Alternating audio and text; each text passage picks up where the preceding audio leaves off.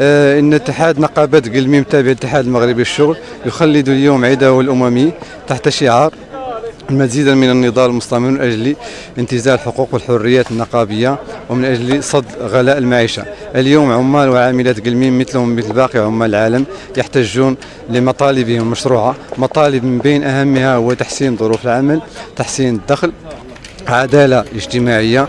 اليوم عمال وعاملات قلميم مثلهم باقي عمال يؤكدون ويطالبون بأن الحوار الاجتماعي فقط هو وعود لا شيء يتحقق على أرض الواقع، وأن الحوار الاجتماعي الأكيد هو تنزيل لمجرياته. عمال وعاملات قلميم اليوم يحتجون. لماذا يحتجون؟ لأن العديد من المكاسب تم الصيد عليه، بما فيها حق الإضراب، بما فيها صندوق التقاعد، بما فيها حتى ساعات العمل والضمان الاجتماعي للعمال والعاملات. نحيي جميع العمال والعاملات بقلميم ومزيدا من الصمود.